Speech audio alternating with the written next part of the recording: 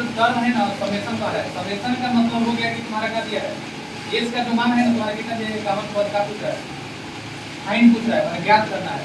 इसके बाद देखो कह रहा है कि हुज सेकंड एंड थर्ड, तो सेकंड जो टर्म दिया है ना, देखो सेकंड टर्म तुम्हारा कहाँ हो गया 14 हो गया, थर्ड टर्म कितना दिया है 18 दिया है।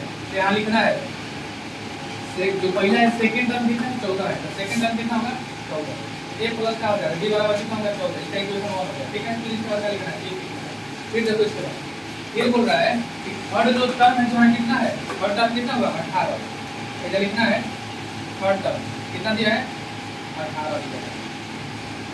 इसके बाद देखो इसको ऐसे लिख सकते हैं 18 हो गया इक्वेशन 2, तो दिक्कत नहीं है। तो इसके बाद आगे अब तुमको क्या करना है, दोनों से अब क्या करना है, इसको इक्वेशन को हल करना है। a प्लस b बराबर कितना हो जाएगा 14 होगा। इसके बाद आगे और तुमको दिया है a प्लस कितना होगा 2b बराबर कितना हो जाएगा 18 हो जाएगा।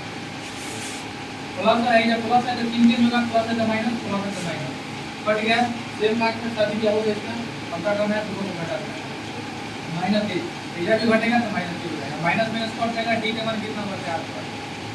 ठीक है, अब देखो क्या करना है, अब समीकरण 1 में क्या 2 लगा रखना है, d का मान रखना है, समीकरण 1 तथा 2 में जो भी रखना है जिसमें रखना है रख लो।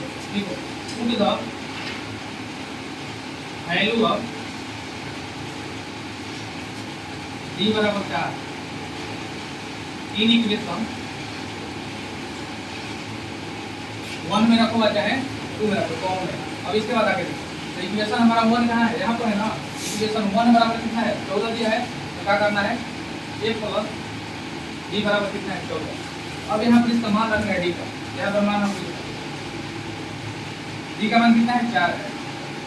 अब देखो इसको आगे हल करा दो, प्लस है तो प्लस जब होता है इस उधर जाता है अपने कास्ट में तो चिन्ह चेंज होता है, पता है ना, प्लस है तो माइनस, तो क्या हो जाएगा प्लस है देने जाएगा माइनस, a का मान कितना होगा, तो a का मान आ गया हमारा कितना है, इतना आ गया, और d का मान आ गया। अब पूछ कर रहा है इस कितना पूछ रहा है, समेशन 51 का मान पूछ रहा है, इसके लिए फॉर्मूला लगाना है, क्या होता है a sin बराबर यानी 51 पूछ रहा है n बटा 2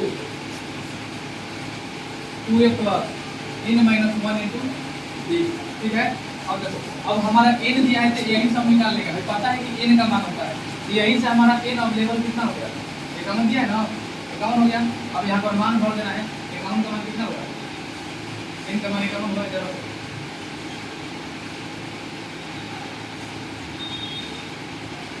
अब देखो 2 हो गया, a का मान कितना दिया है, a का मान हमारा कितना है 10 है, 10 रखना है। n का मान कितना है, n का मान 51 है या 1 करना है। d का मान कितना है, d का मान हमारा 4 है, 4 है ना, 4 रखना है। इसके बाद आगे d का मान 4 है, 4 रख दो,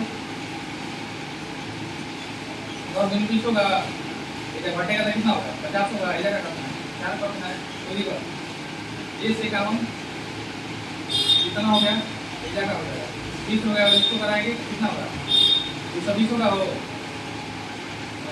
200 होगा। ठीक है, अब देखो टोटल जोड़ेंगे तो कितना हो जाएगा 220 हो जाएगा, कितना हो जाएगा 220। अब इसको जोड़ देंगे तो कितना हो जाएगा 230, अगर इसको गुणा करा देंगे तो कितना हो जाएगा 110 हो गया। अब 51 गुणे 110 हो जाएगा।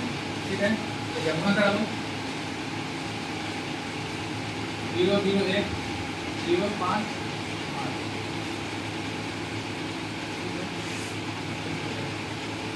यानी 5500 यही क्या हुआ